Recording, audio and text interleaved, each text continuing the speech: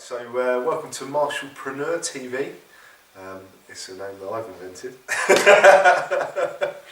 I've got a good friend of ours, Tommy Lynch. He's come down. We've just been filming Keep It Raw, some specials, and Tommy was also down for the Gathering of Clans that we were working on. And I just wanted to have a quick chat with him about working professionally as a martial artist and sort of your thoughts on you know, taking your martial arts further as a career rather than just a hobby. Yeah. Which is something, you know, I know that you've got experience with, so I thought I'd just pick your brains if you're alright with that. Sounds great, sure. Very cool. So, I mean, just tell everyone might be watching a little bit about yourself. I know you've probably gone over this loads of times. I'm always happy to toot my own word. Yeah, there, go for it. No. Just for those that might not know who you are or what you've done, just fill us in. My name is Thomas Lynch. Currently live out of Los Angeles, California. 2 years ago I was inducted into the Martial Arts Hall of Fame as Instructor of the Year. That's something I don't tell a lot of people because you get a lot of people who want to challenge you and say, I kick your ass, and you know, it gets tiresome. I also last year won the gold medal from the International Martial Arts and Boxing Academy. I'm on the United States Martial Arts Festival. I'm the director on the United States Martial Arts Committee board member. I have a charity for children where we grant them martial arts scholarships for kids who come from poor backgrounds and who are also getting bullied. I mean, something that they can actually focus their attention on, keep them off, you know, basically keep their confidence up, because there's just this bullying thing that's just freaking pissing us off. We've all been bullied. I mean, everyone got beat up, you know, at one time or another. I also ran the North American Mixed Martial Arts Expos and the International MMA Expos, which had on average about 60,000 people per weekend. The largest event at the time before the UFC events, and even after the UFC Expo started, ours was still bigger. But eventually, as the UFC had to fold in, now I'm working out of the UFC gym in Torrance, and I teach and do whatever I can to make a buck and stay happy. Yeah. And so that's represent right here. Yeah, nice. Okay, cool. I mean, what did you do before martial arts as a career? What things did you start off as? Let's see. I first started martial arts at 5 years old and continued various martial arts all the way through high school. Once I graduated out of university, I ended up working as a law enforcement officer, a narcotics investigator. The thing about that is, it's only a matter of time before you run into the people you put away when they're out on bail. And at a young age, I had so much stress from that. I could never have my back towards any window, any door. I was panicking, you know. It was just basically the beginning of an ulcer. Got out of that and decided, you know what, I need a break, get out of the country. I wasn't married, didn't have any kids at the time, you know, kids that I knew of. And if you're seeing this, I'm not your daddy. But basically decided to go live abroad because I finally had a chance to. And I picked Japan since I've been into martial arts my whole life, and I thought it'd be a fun chance and fun culture. Sure. And committed myself, you know, because you have the disciplined background of martial arts. Yeah. So I disciplined myself to stick it out at least for a year, even if I hated it. Just wanted to just grind it out. Right. Japan's pretty fun. Yeah. Also, did you know the language beforehand, or? I knew very little bits and pieces, you know, coming from the state where I was a high traffic state where I worked law enforcement as well. Yeah. So you knew a little bit of Japanese, and it didn't take long, you know. Japan was very fun, and my girlfriend at the time was Japanese, but she spoke English, so my Japanese didn't really improve until I let her go. And it started to advance very rapidly, and found a new girl who didn't speak any English, and game on. Within 6 months I was speaking fluent, went through and continued my martial arts career, did security, worked at the largest nightclub in Asia, where we'd have 25 bouncers on an average night, 12 guardian angels at the front doing pat downs and body checks, 2 police dogs and 1 off-duty police officer. Right, okay. It was an intense club. Yeah, sounds it. It was a lot of fun. Sounds like a few of the places around here. I'd love to see. Yeah. So that's cool. I mean, what sort of led you to train? Because for those people who don't know, you train a lot of MMA fighters. I know judo's the big point that you're making and training people. Judo for MMA. That's the key. That seems to be my little niche right now. I was going to say, we use that word niche. I mean, I think a lot of guys, from my experience, I know guys that teach martial arts, whether they have a club or organisation, they tend to kind of generalise. How has being sort of niching down into as a teaching method worked for you, or has it made it easier, harder? Oh, it's definitely made it easier. Yeah. It really has.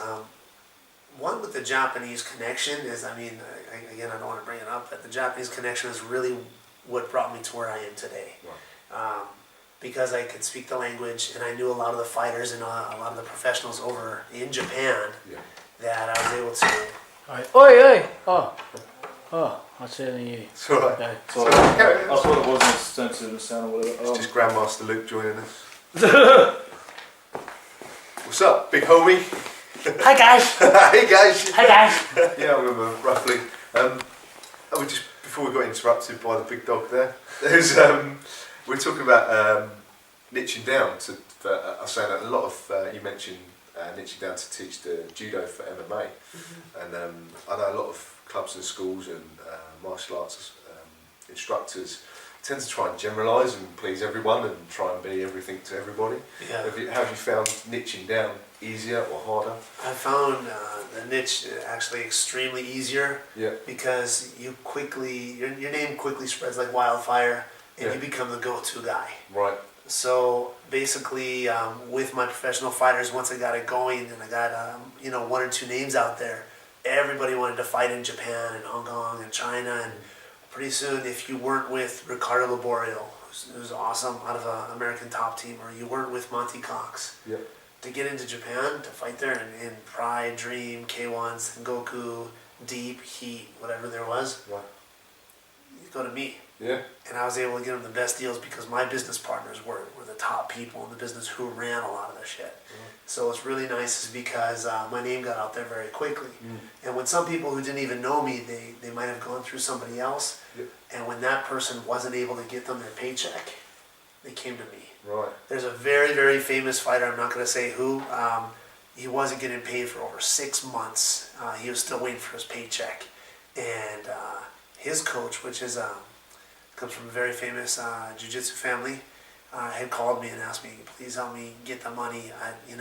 My client has already gone on the internet bad-mouthing this corporation in Japan and everything, and please do what you can do. Right. So using my entrepreneurial skills and my Midwest work ethic and a little bit of my bartering experience I've learned from the Middle East, Yeah. I said I would do it in condition that I would take 4 of his top fighters to split the management fee and control them outside of the United States. And he fights primarily in Asia, and he agreed to it. 12 days later, he had over $70,000 in his fighter's bank account, which was an additional $20,000 he had previously been offered from somebody else. So once that happened, my name was like, Yes. it made me feel really good. Big launch Eventually, platform. it wasn't so much of my hard work; it was just more of my connections. Yeah. And with that, that's if you have 1 or 2 good solid connections, just keep them happy because you don't want to burn any bridges. Especially in the martial arts world, it's a small world. Yeah. Luke was with me in LA a few months ago, and we had sat down with some other martial arts master, and he's like, well, how'd you meet Tommy? He goes, oh, well, everybody else knows Tommy, and I kept hearing his name everywhere around. Yeah. And again, I'm not trying to toot my own horn, but since I am on so many committees and festivals and directors of martial art, expos and everything, it is out there. With that, it just kind of came back into Making connections all the time and just keeping your exactly. sort of- Don't burn your bridges. Yeah. Don't ever think that you're higher than anybody else because No. you're not. I mean, you could think you are, and like, oh, I'm great. Yeah. No, it can be taken away from you very quickly. So that happened to me. All right. Excellent. Yeah, Well, it's not a bad place to be. I mean, when you say that, so networking obviously is a key to your success, your strategy. Do you do any other kind of advertising or anything like that? Or is it all purely word of mouth? Or? I wouldn't say advertising. No, as the manager and trainer, it's basically because it's word of mouth. You get a few top guys, And people who look up to that person Yeah. will jump on board, and they see me training a top fighter or working with someone who's up and coming. Yeah. They want to jump on board as well. Okay. They see me at all the fights, like, oh, I know you, I know you. Yeah. It works out to By my that benefit. association. Exactly, Yeah, yeah. exactly. So it's more about visibility than advertising. Yeah. You know, it's just knowing the right people. There's a fight that broke out at a cage match. There's a fight broke out in the lobby at a cage match just about a week and a half ago, and I was there, and with a lot of the professional fighters there. Again, I don't want to mention names, Yeah. but it was pretty funny because I'm sitting there smiling in the background. Everyone believes it's real, but it's actually staged, just in order to build up the next fight. Next fight. It was pretty awesome Yeah, because you see camera flashes there, like, oh my God, did you see those? The fight broke out. It was more of a shove, you know. Yeah. But it's like the little, when And you're in then you're- kindergarten, the one story passes to the next Yeah, person. you're attached to that on top, on the Yeah, side of that. yeah, So, yeah. That was pretty funny. That's cool. Okay. So a bit that goes on then, a bit of stage things in the MMA world. I mean, like everything, it's business. Yeah. I mean, even Chael Sonnen will admit to it. You know, Yeah. he talks a great game. I think he's awesome. Yeah. You know, personally, I know Anderson Silva. Yeah. He's awesome. Very, very, very, very humble. Yeah. But Chael Sonnen never would have had the chance to fight him if he didn't talk that game and he talked himself into that fight. Sort of called him out over it. He, you know, and in this business, you could be fighting one week, you might have a 5-fight contract. Mhm. If you do poorly your first or second fight, they might say, you know what, contract's over, you're gone. Yeah. And then what? Yeah. You know, you're fighting maybe 2, 3, 4 times a year if you need the money. But if you really need the money, you might be fighting. I know some guys in California who fight every single Friday night Jeez. just to make some money. punishing. It is Yeah. punishing, Yeah. but some people need to do it. Yeah. You can't, physically, you can't do that forever either, can you? You know, You do have a shelf life as a professional fighter, and Yeah. you need to work out other avenues, other sources of income. And Sure. even if not a professional fighter, but I'm still in the business, Yeah. I still need to work out other stuff because my fighters won't always be fighters. Sure. I don't always want to be teaching. I don't always want to do You sort this. of mentioned there, as a fighter, it's good to have different avenues, and also as a trainer, what sort of things have you found have worked out well for you, or have complemented being a martial arts professional, as business-wise, income-wise? Anything that stands out to you that you thought, that's kept me going? The one thing that did keep me going financially Yeah. was working as a manager for the fighters. Yeah. Basically because I also broker their fights, Right. and I'd make 15% of their income. Now you're talking like some of the big paydays over in Japan and whatnot, and they're making 6-figure incomes. Yeah. That's for them fighting. I'm making at least $10,000. So If I have 2 fighters on the card, even if they're another main card, main event, Yeah. co-main event, I'm making $20,000 to basically get 2 people to sign on a dotted line, Yeah. which is awesome. Yeah. Again, you need to be aware of those opportunities, and I think most people aren't prepared or aren't ready for those opportunities. Sure. A lot of people in this game talk a big game. Oh, I want to be a professional fighter. I want to do this. Yeah. Well, you can't do it if you don't put in the work. Yeah. I think it was Thomas Edison who once said, most people would be lucky if they would learn to realize that luck comes in overalls and looks like work. Yeah. If they want to be successful, it's dressed in overalls and looks like work. Yeah. People just want to be rich and famous and be in the limelight, but they don't want to work for it. Exactly. You need to be prepared for that. So you sort of, people tend to look at lucky people, and it is the work that makes you lucky. Exactly. There's a saying I say to all my guys: the harder you work, the luckier you get. Yeah. And that kind of resonates with them, just because they're like, you know what? Yeah, that makes sense. Because the harder you work, the more people notice, the more opportunities that are going to come your way. Yeah. So Yes, that's I'm a big believer in that. Absolutely. You just gave me a hard on. Um, There's a red light on. Yeah, sorry, because I'm going and I've got your keys. Oh, you can keep on, lads. I've got a set. What for you was the turning point? Right, like you say, you could have gone and done a law enforcement route as a normal, everyday kind of job. A normal person, yeah. I mean, what made you decide, weighing it up? I mean, a lot of people, I know from personal experience, a lot of people think you're crazy. Like, why'd you throw away like a safe, secure job and regular pay, all that kind of thing? What made you change from that decision? What was the turning point? There's a movie I saw when I was in high school. It was, oh God, damn, I'm drawing a blank on it. But it Debbie was, Does Dallas. Finding Nemo? Finding Nemo? Or? no. Basically, there's a movie I saw in high school, and they had one phrase, carpe diem. Yeah. All right, it was like where the students would stand on the desk, captain, my captain. Yeah, which film was that? That's the Dead Poet Society. Dead Poet Society, Yeah, yes. The Dead Poet Society, you know, it was a pretty good movie, but the carpe diem, seize the day, and how I translated that, the seize the day, is into taking advantage of every opportunity that comes your way and see where it leads. I have a lot of friends, even now, who are married with like 4 or 5 kids, who have been doing the same job for 15 years, not happy, you know, and I just didn't want to be like that.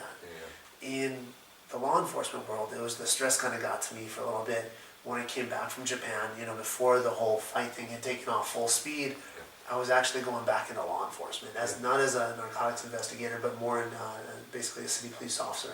And I was even thinking sheriff's, but my heart wasn't set on it. I knew it was a stable paycheck. I knew it was job security. I knew I'd have health benefits, pensions and all that. pension, everything. It'd be nice, so I could have a nice life. Yeah. You know, but you can't be great if you don't take great chances, you know, or great risks. I think even Napoleon Bonaparte said that. So, I mean, it was, you can't be great if you don't take great chances. And for me, that's always resonated as well.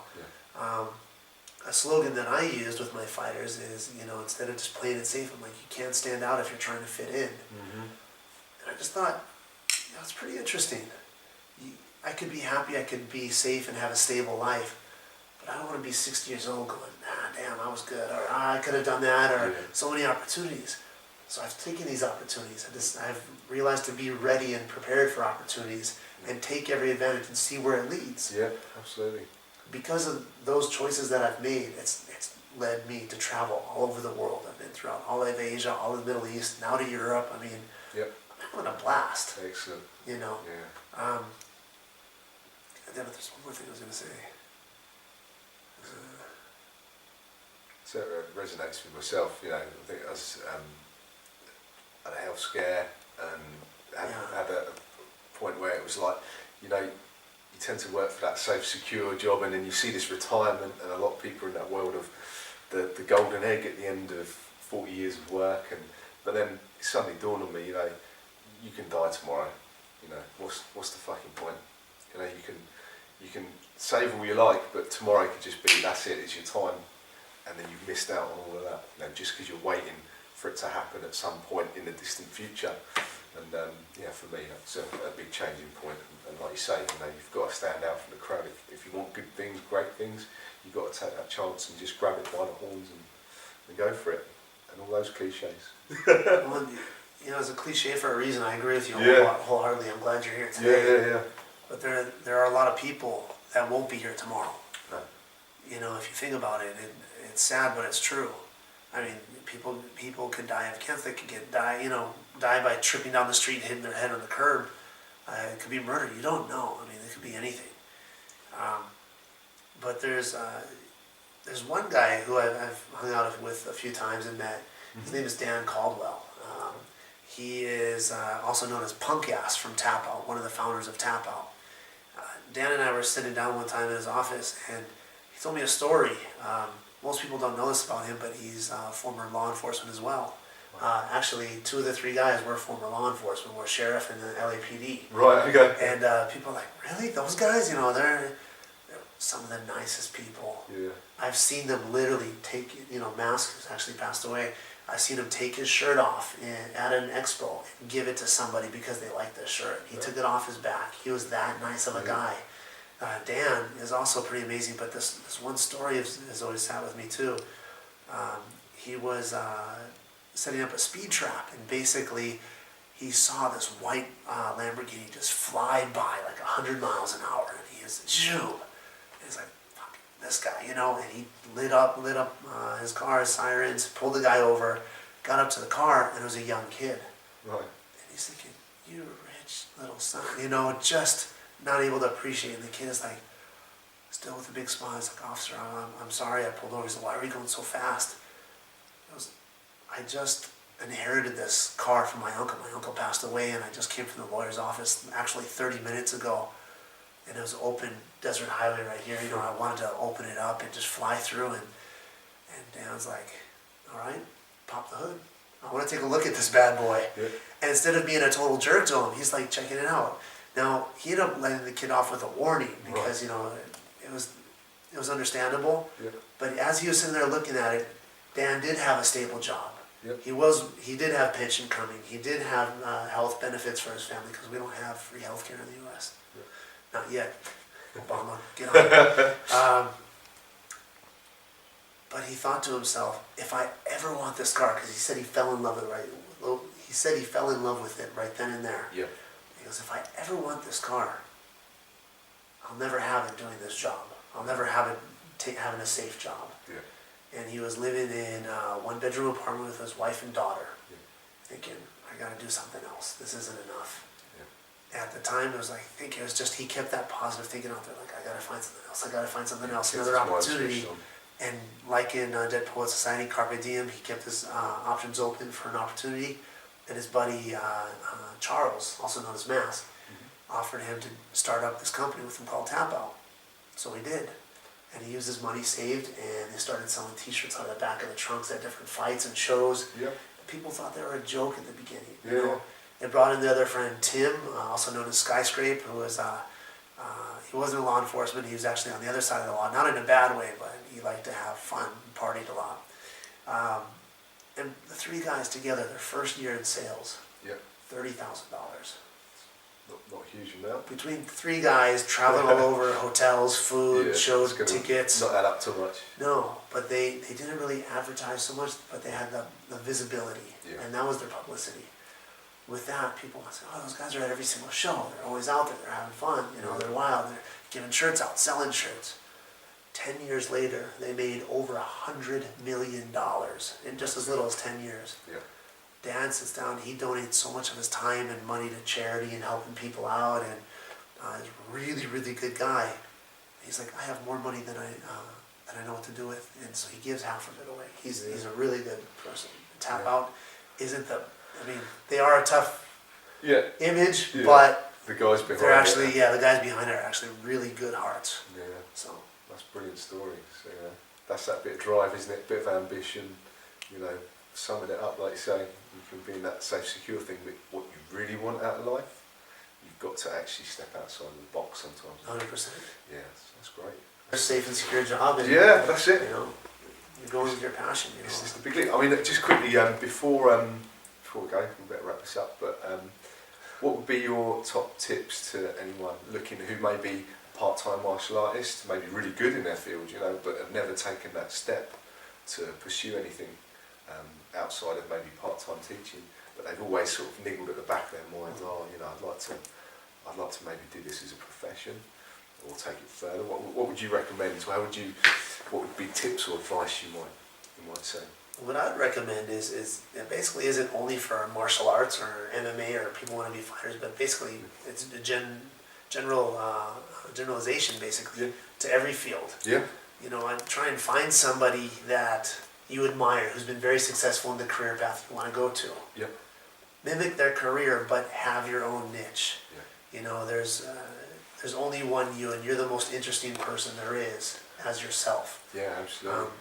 You need to find out what it is, create your own niche, whether it's being wild like Mask and Punk Acid and Scrape did. Yeah. You know, they created this whole image and went with it. It's Yeah. made them very successful, and they haven't changed as a person. Yeah. Same thing as an upcoming fighter. Find what position you want to do, where you want to go. You know, such as if you want to emulate your career after like Anderson Silva. Yeah. I mean, he's out there in the UFC gym, Torrance, and also Black House and Gardena out in Los Angeles. Yeah. You want to follow a career after him? Go out there, find out what he did, follow his career path, how much time and effort he put into it. Yeah. No one is going to hand you anything. You need to work for every single thing in this business. And if someone does hand it to you, it's not going to last. You need to work for it, have that work ethic. Yeah. From them, and just create your own little niche like I did and run with it. Be open for opportunities, run with it, and have fun. you know, if it ever stops being fun, it's not worth it. Change, find something else, find a way to make it fun. And I think if you do that, you'll be happy and you'll be successful. Cool. Okay, is there anywhere, like, if anyone wants to get in touch with you or follow what you're doing or anything, where's the best place to find you? Oh, let's see, hopefully not on the wanted posters. You know, there's a few, I mean, a few different websites I have out there. One, you can check the International Movie Database. I've done a lot of film and television, stunts as well. UFC Gym out in Los Angeles, I'm out there. And if not, just watching any of the major fights, I'm usually there. Okay. So you can catch me at the crowd, I'll be out there. Hopefully I won't be too intoxicated. If I'm working, cornering, no, it's dead on. But we always... Tommy's trying to drag us down the pub now, so we got we got to go. Yeah, it's definitely, there's a lot of fun to be had. So just, you can check us out. Just Google my name, you'll find a couple of different things. Don't believe anything bad. It's not me, Scott put it up. Tommy Lynch. Appreciate it, man. Thanks, man. Thank you for having me out here. Thanks for all over coming. the UK, I appreciate it. Brilliant. Cool. Fun. I just loved you for your personality, and then you said all that stuff, and now I love you as an object. I was going to turn over and show you my better side.